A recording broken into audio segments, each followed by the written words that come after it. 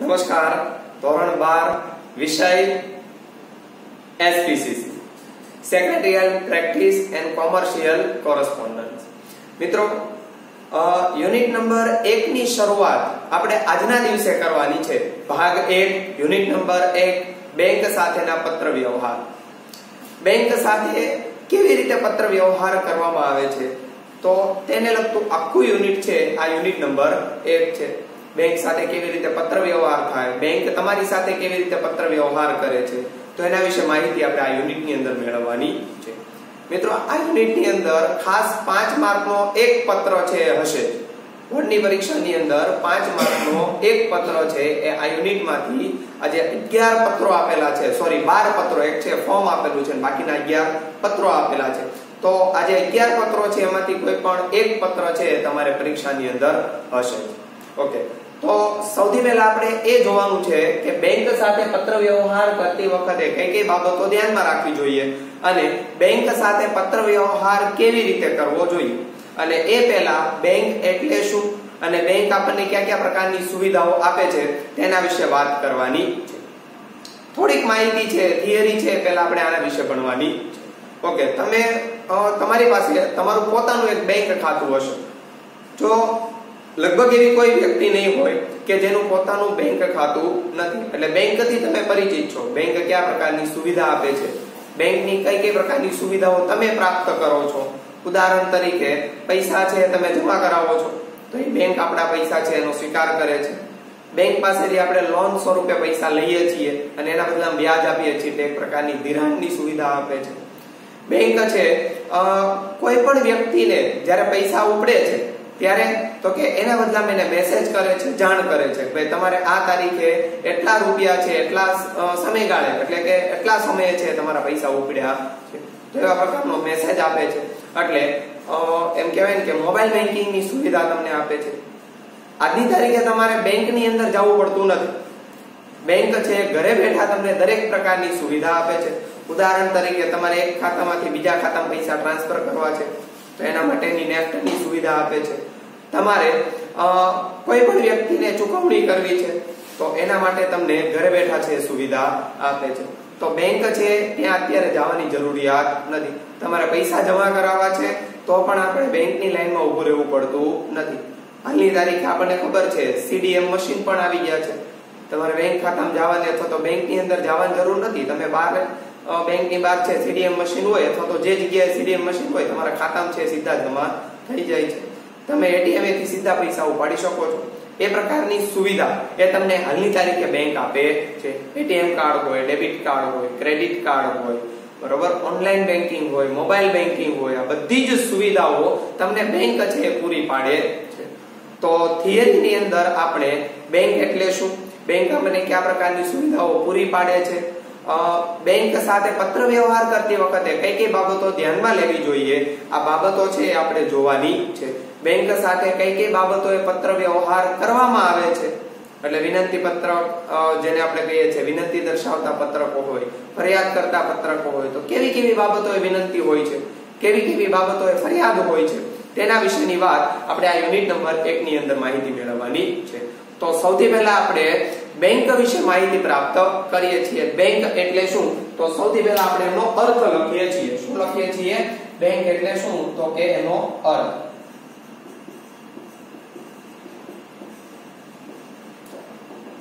ચાલો સૌથી પહેલા જોઈએ છીએ બેંકનો અર્થ.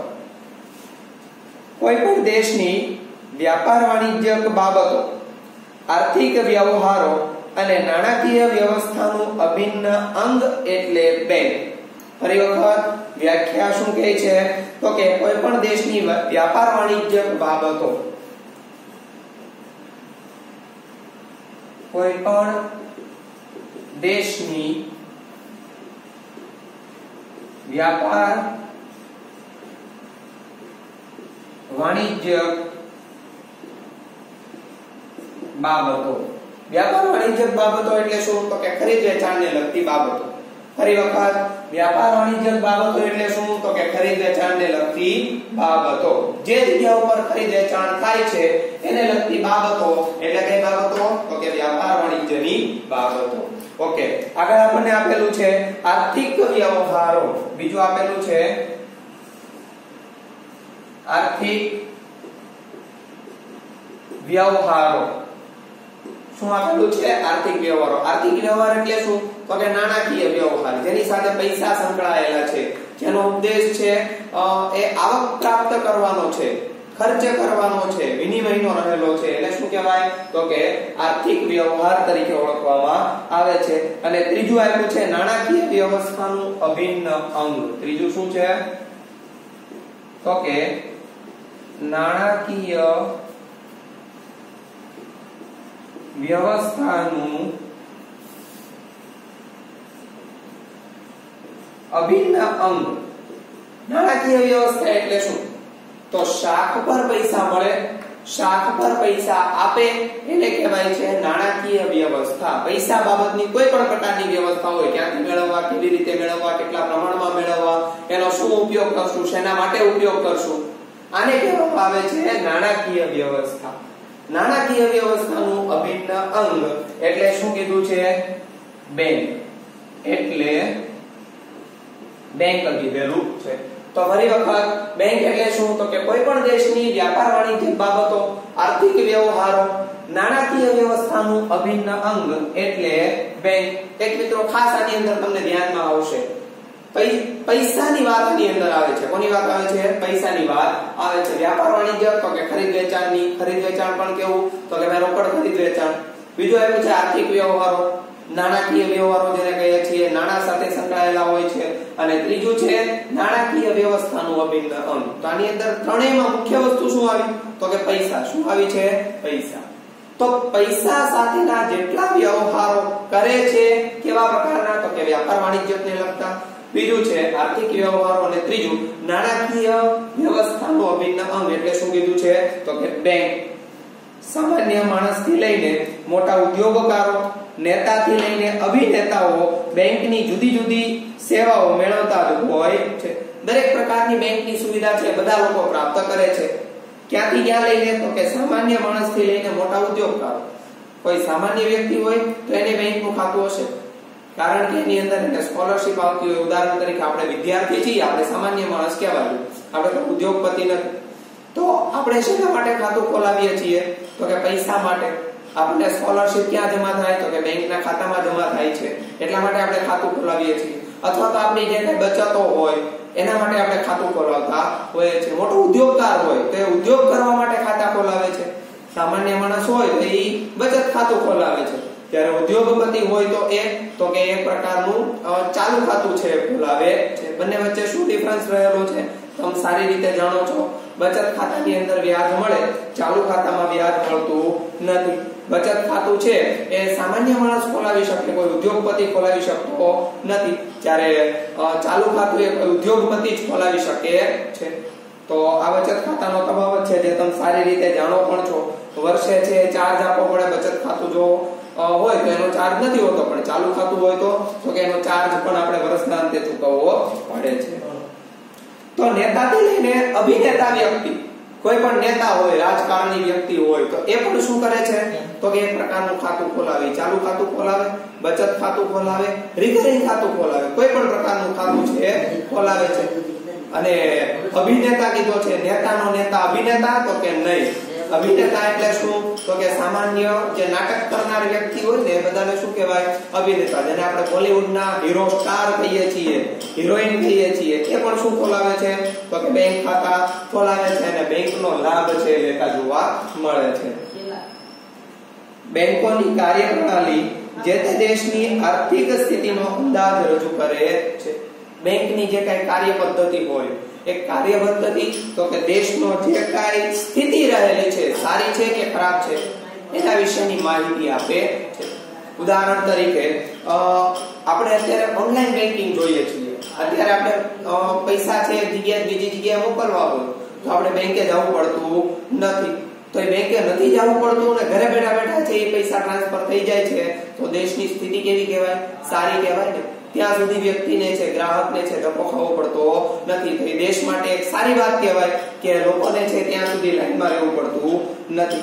એટલે જે પ્રમાણેની બેંકની કાર્ય પદ્ધતિ, કાર્ય પ્રણાલી, તો એ દેશની છે આર્થિક પરિસ્થિતિ રજૂ કરે છે. તમે વિચાર કરો, જૂના જમાનાની જેમ હજી બધા લોકો ખાતાની અંદર, ચોપડાની અંદર લખતા હોય તો અત્યારે તો પ્રિન્ટ પાડી હોય તો આપણે મશીનની અંદર પાડી દઈએ છીએ ને, ક્યાંય બેંકમાં લાઈનમાં ઊભું રહેવાની જરૂર નથી. એ પણ તમે બહાર મશીન હોય, તમને જ્યારે મન ફાવે ત્યારે તમે પ્રિન્ટ છે કઢાવી લો છો, જ્યારે મન ફાવે ત્યારે તમે પૈસા એટીએમ થી ઉપાડી શકો છો. તો એ શું છે? એ પ્રમાણેની કાર્ય પદ્ધતિ છે.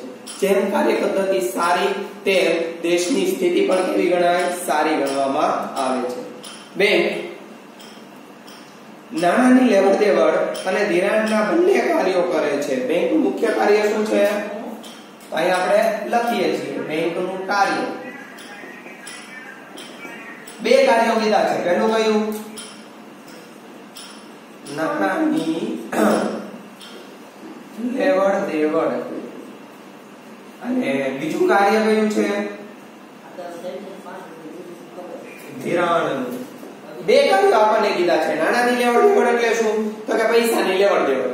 તમે બેંકમાં જઈને પૈસા જમા કરાવો છો અને બેંક તમારે જ્યારે જરૂર છે ત્યારે તમને બેંક પૈસા પાછા આપે છે, તો એને કહેવાય નાણાંની લેવડ દેવડ. બીજા નંબરે કીધું છે ધિરાણ. ધિરાણ એટલે શું? તો કે એક પ્રકારની લોન. અહીં આપણે લખીએ છીએ લોન. તમારે જ્યારે જરૂર છે ત્યારે એટલા રૂપિયાની લોન બેંક તમને આપે છે, તો એ શું આપ્યું કહેવાય? તો કે ધિરાણ આપ્યું કહેવાય. તો લોનની સુવિધા છે એ પણ બેંક આપે છે. એટલે બેંકના બે મુખ્ય કાર્ય, પહેલું નાણાંની લેવડ દેવડ અને બીજું ધિરાણ આપવું અથવા તો ધિરાણ છે અન્ય વ્યક્તિને સોંપવું. બેંક જુદી જુદી સેવાઓની સાથે સાથે આધુનિક કહી શકાય એવી ઓનલાઈન અને મોબાઈલ બેન્કિંગની સગવડતા પણ આપે છે. બેંક છે કેટલીક સેવાઓ પણ આપે છે. અન્ય સેવાની સાથે બેંકની જે કઈ અન્ય સેવાઓ છે, પૈસાની લેવડ દેવડ કરવી, ધિરાણ આપવું, આ લેવડ દેવડ અને ધિરાણની સાથે સાથે બેંક મુખ્યત્વે બે પ્રકારની સેવાઓ આપે છે. પહેલું કયું? ઓનલાઈન બેંકિંગ અને બીજું છે મોબાઈલ બેંકિંગ. બે પ્રકારની સેવાઓ આપે છે. પહેલું કયું? ઓનલાઈન બેંકિંગ, જેને આપણે એનઈએફટી કહીએ છીએ ને, બરોબર? તમારે જ્યારે જોઈએ ત્યારે પૈસા શું થઈ જાય? ટ્રાન્સફર થઈ જાય છે. તો એને કહેવામાં આવે છે ઓનલાઈન બેંકિંગ. તમે એક ખાતામાંથી બીજા ખાતામાં સરળતાથી તમે પૈસા મોકલી શકો છો, એટલે ઓનલાઈન બેંકિંગ છે. મોબાઈલ બેંકિંગ, તમે જ્યારે પૈસા ઉપાડો ત્યારે તમારા ખાતામાં પૈસા ઉપાડ્યા એનો શું આવે છે? મેસેજ આવે છે. તમે જ્યારે પૈસા જમા કરાવો છો ત્યારે બેંક તમને શું આપે છે? પૈસા જમા કરાવવા અંગેનો મેસેજ આપે છે. તો એ શું છે? મોબાઈલ બેંકિંગ છે. એક પ્રકારનું મોબાઈલથી તમે કોઈ પણ પ્રકારનું પેમેન્ટ કરો છો, કોઈ પણ પ્રકારે પૈસા છે મોકલો છો મોબાઈલ દ્વારા, તો એને મોબાઈલ બેંકિંગ તરીકે ઓળખવામાં આવે છે. અત્યારે કેટલું બેલેન્સ છે તમે SMS કરીને જાણી શકો છો.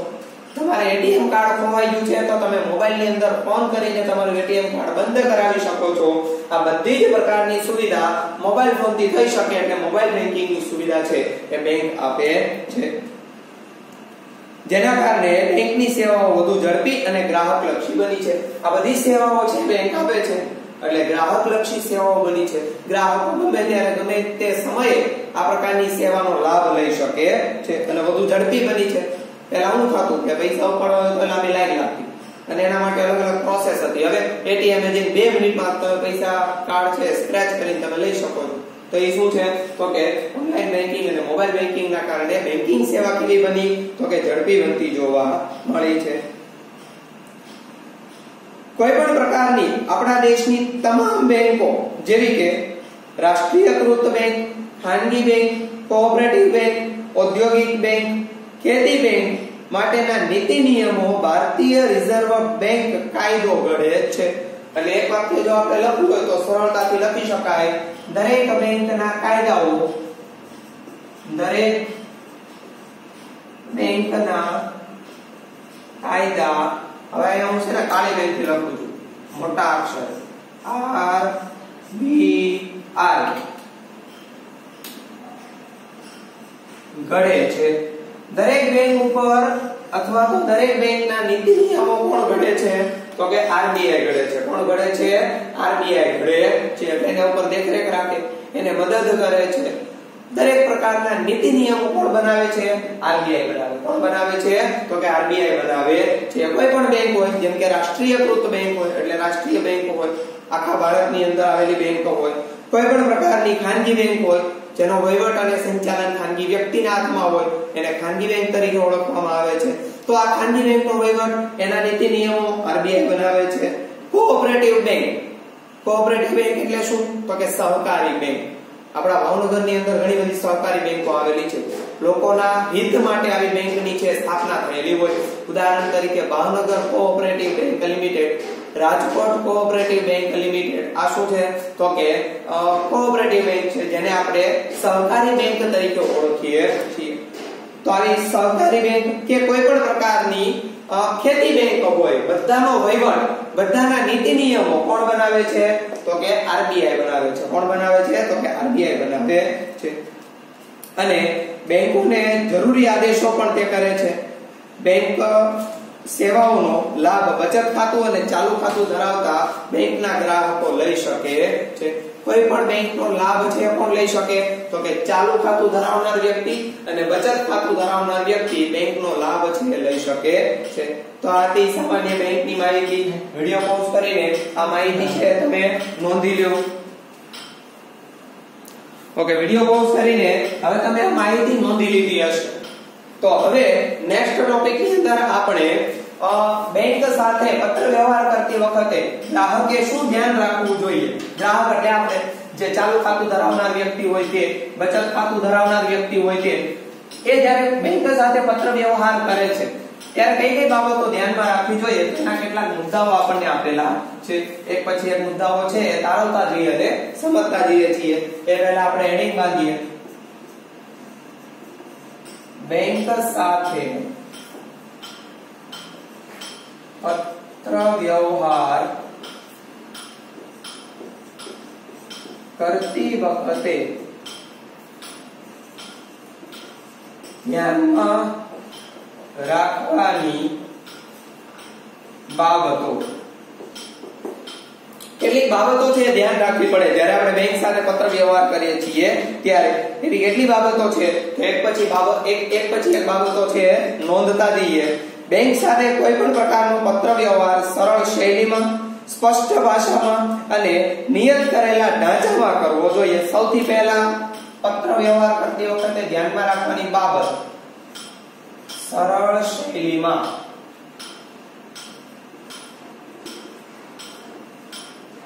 સરળ ભાષાની અંદર, સરળ શબ્દોની અંદર આપણે પત્ર વ્યવહાર કરવો જોઈએ. બીજું છે સ્પષ્ટ ભાષા. ભાષા એક નિશ્ચિત હોવી જોઈએ.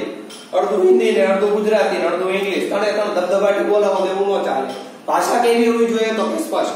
ઇંગ્લિશમાં વાત કરો છો પત્ર વ્યવહારમાં તો દરેક શબ્દો ઇંગ્લિશમાં હોવા જોઈએ. ત્યાં તમે અડધું ગુજરાતી ને અડધું ઇંગ્લિશ ધબધબાટી બોલાવો એ ન ચાલે. એટલે ભાષા છે હિન્દીમાં, ઇંગ્લિશમાં, ગુજરાતીમાં જે સાથે બેંક સાથે આપણે પત્ર વ્યવહાર કરીએ છીએ એની ભાષા કેવી હોવી જોઈએ?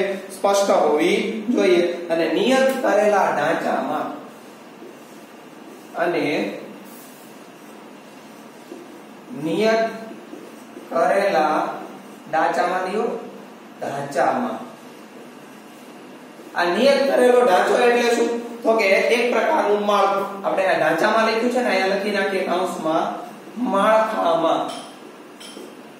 તમે પત્ર વ્યવહાર કરો છો તો ચોક્કસ એક પ્રકારના માળખાની અંદર પત્ર વ્યવહાર કરવો જોઈએ. ગમે ત્યારે ગમે લખાણ છે આડે ઘડ મૂકી દેવું જોઈએ નહીં. ઉદાહરણ તરીકે તમારે એટીએમ કાર્ડ છે બંધ કરાવવું હોય તો સ્વાભાવિક રીતે સૌથી પહેલા તમારે તમારું નામ, તમારો ખાતા નંબર છે અને તમે કઈ બ્રાન્ચની અંદર છે ખાતું ધરાવો છો તેના વિશે માહિતી લખવી જોઈએ. એ પછી તમારે શા માટે બંધ કરાવવું છે એટીએમ કાર્ડ તો એની માહિતી લખવી જોઈએ. અને છેલ્લે આભાર વ્યક્ત કરવો જોઈએ. તો એ પ્રકારનું શું છે? માળખું છે. શું છે? માળખું છે. તમારે તમારું નામ, તમારું એડ્રેસ એ સૌથી પહેલા લખવું પડે. પછી તો કે ભાઈ કોને પત્ર વ્યવહાર મોકલવાનો છે તો બેંકના મેનેજરને આપણે પત્ર વ્યવહાર મોકલવાનો હોય તો એનું આપણે સરનામું, એડ્રેસ લખવું જોઈએ. પછી વિષય, પછી તો કે આ બધી બાબતો છે, ખાતા નંબર, નામ, એ બધી વિગતો લખવી જોઈએ. તો એક પ્રકારના નિયત કરેલા ઢાંચાની અંદર એટલે માળખાની અંદર હંમેશા પત્ર વ્યવહાર થવો જોઈએ. બેંક પત્ર વ્યવહારમાં નાણાકીય બાબતોનો વધુ ઉલ્લેખ આવતો હોવાથી તેની ગોપનીયતા જળવાઈ રહે તે પણ જરૂરી છે.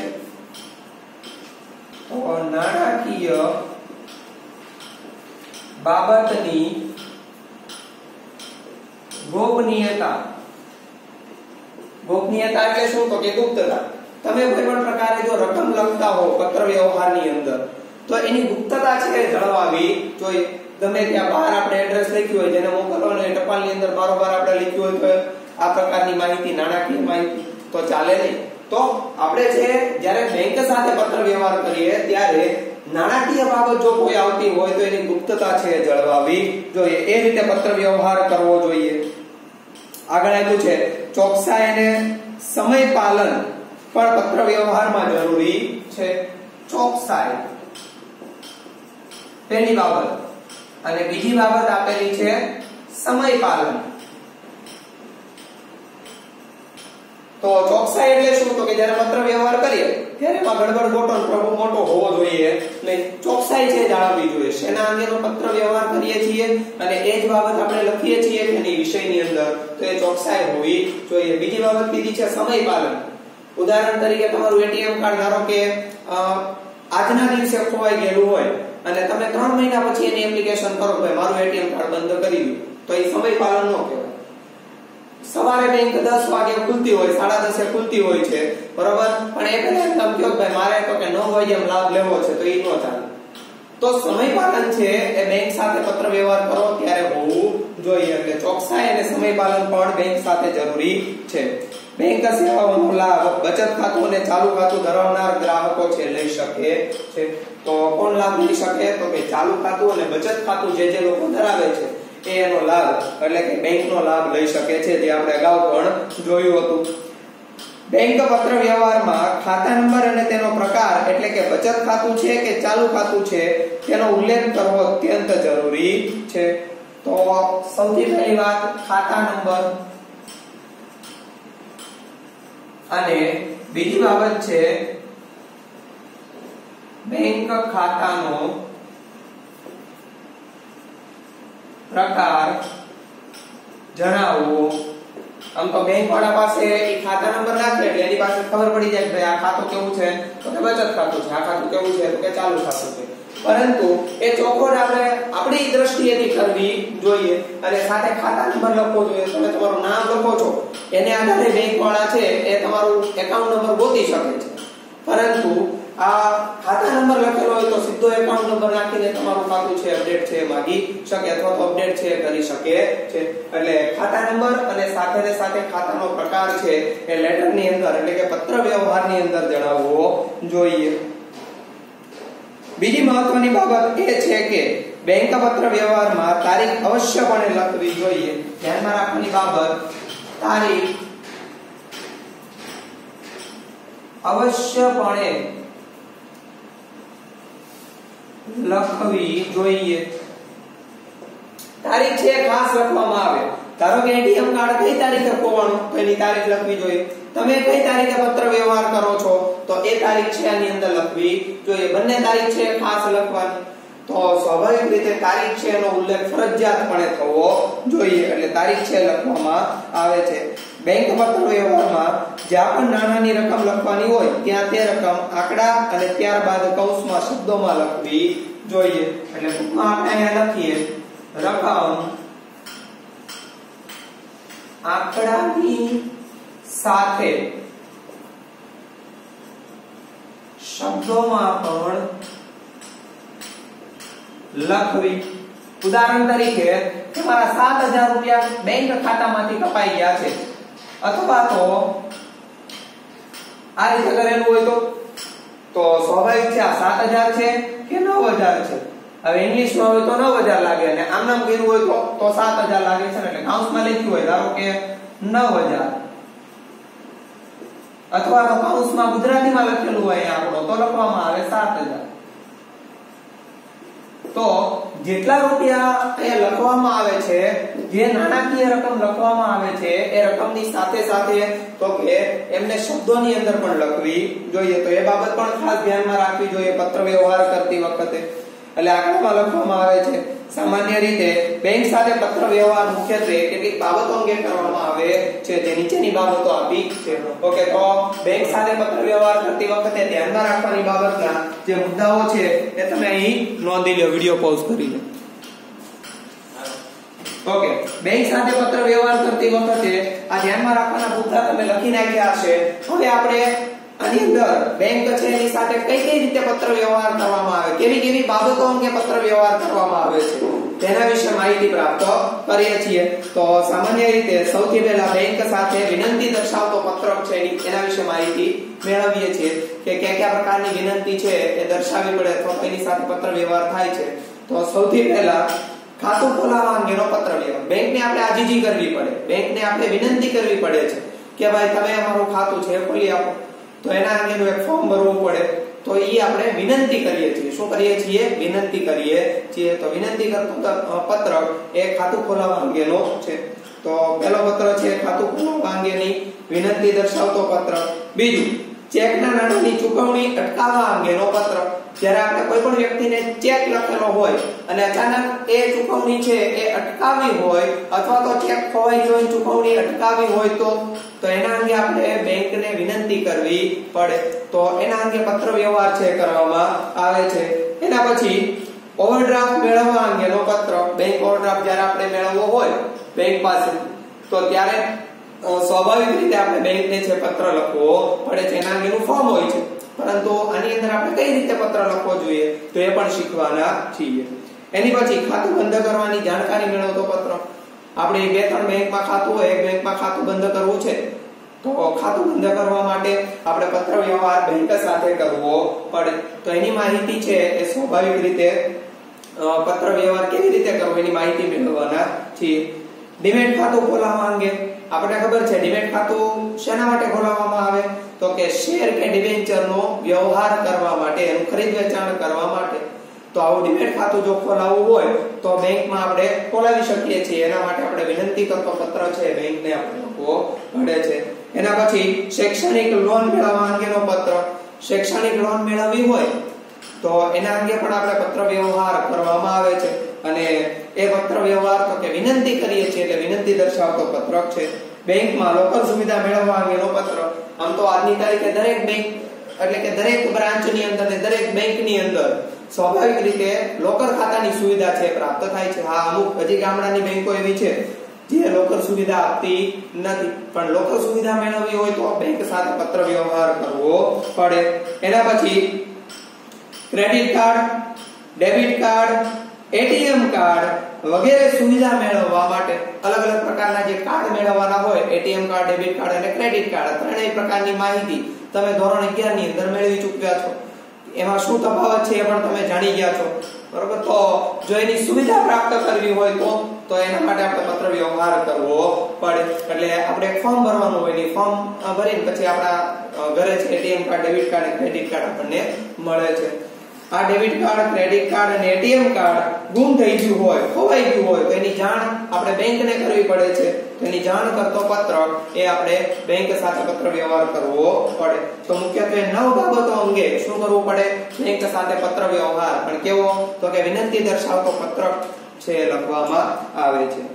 એના પછી જોઈએ છીએ બેંક લખવા માં આવતા ફરિયાદ કરતા પત્રો. બેંકને આપણે અમુક પ્રકારની ફરિયાદ છે કરવી પડે. તો કયા પ્રકારની ફરિયાદ કરીએ છીએ? તો મુખ્યત્વે 3 બાબતો અંગે આપણે ફરિયાદ કરીએ છીએ. જેની અંદર પહેલું, બેંક દ્વારા ચેકને ખોટી રીતે અમાન્ય કર્યો હોવાની ફરિયાદ કરતો પત્ર. આપણે ચેક લખેલો હોય, આપણા ખાતામાં છે 50,000 રૂપિયા પડ્યા છે, આપણે 40,000 નો ચેક અન્ય વ્યક્તિને આપણે લખીએ છીએ તો એ બેંક શું કરે? ચેક છે બાઉન્સ કરે. તમારા ખાતામાં પૈસા નથી, તમારું ખાતું બ્લોક થઈ ગયું. તો ખોટે ખોટું શું કરે છે? ચેક છે અમાન્ય કરે છે. તો એ જ્યારે ફરિયાદ કરવી હોય ત્યારે હંમેશા આવા પ્રકારનો પત્ર છે લખવામાં આવે છે. એટલે ફરિયાદ કરતો પત્ર આપણે બેંકને લખીએ છીએ. બીજું, બેંક સ્ટેટમેન્ટમાં જણાવેલી ભૂલ ધ્યાનમાં દોરતો પત્ર. બેંકની અંદર 3 ₹300 વ્યાજ આવેલું હોય, હવે ખાતામાં જમા થયા હોય તો ખાતાની અંદર જમા બાજુ નોંધવામાં આવે, પરંતુ એને કરેલા છે ઉધાર, તો પૈસા આપડા શું થઈ જાય, કટ થઈ જાય ને, પ્લસ થવાને બદલે શું થઈ જાય છે, માઈનસ થઈ જાય છે. તો જ્યારે કોઈ પણ પ્રકારના સ્ટેટમેન્ટની અંદર આપણી ભૂલ હોય, સોરી બેંકની ભૂલ હોય, તો એને આપણે ફરિયાદ કરતો પત્ર છે લખવો પડે. અને ત્રીજું અને છેલ્લું, બેંક કર્મચારી દ્વારા થયેલી ગેરવર્તણૂકની અંદર જાણ કરતો પત્ર અથવા તો ફરિયાદ કરતો પત્ર. જ્યારે કર્મચારી છે કોઈ પણ પ્રકારની ભૂલ છે કરે અથવા તો કર્મચારી છે ગેરવર્તણૂક કરે કોઈ ગ્રાહકો સાથે, ત્યારે આ ગ્રાહકો છે એ ફરિયાદ કરતો પત્ર બેંકના મેનેજરને છે લખે છે. કોઈ પણ પ્રકારની ગેરવર્તણૂક કરી હોય તો એના અંગેનો પત્રક છે એ ગ્રાહક લખતા હોય છે. તો મુખ્યત્વે 9 ને 3 12 પ્રકારના પત્રો આપણે આ યુનિટની અંદર ભણવાના છે. નેક્સ્ટ લેક્ચરની અંદર આપણે આવા અલગ અલગ પ્રકારના પત્રોની માહિતી છે પ્રાપ્ત કરવાના છીએ, પરંતુ આગલી તારીખે એટલે કે નેક્સ્ટ લેક્ચરની અંદર કઈ રીતે પત્ર વ્યવહાર કરવો, કઈ બાબતો છે એની અંદર ધ્યાન રાખવી જોઈએ, આ ધ્યાન રાખવાની બાબતો છે. પણ પત્ર વ્યવહાર કરીએ છીએ ત્યારે સરનામું ક્યાં લખવું જોઈએ, બરોબર, વિષય કેવી રીતે લખવો જોઈએ, એડ્રેસ કેવી રીતે લખવામાં આવે છે, તારીખ કઈ લખવામાં આવે છે, તો એના અંગેની આપણે સૌથી પહેલા પ્રાથમિક માહિતી મેળવવાના છીએ. અને ત્યાર પછી પત્ર કઈ રીતે લખવો, એમાં કઈ વિગતો હોવી જોઈએ એના વિશે માહિતી આપણે પ્રાપ્ત કરવાના છીએ. તો નેક્સ્ટ લેક્ચરની અંદર નવા ટોપિક સાથે આપણે મળવાના છીએ. ત્યાં સુધી ઘરે રહો, સ્વસ્થ રહો. આભાર.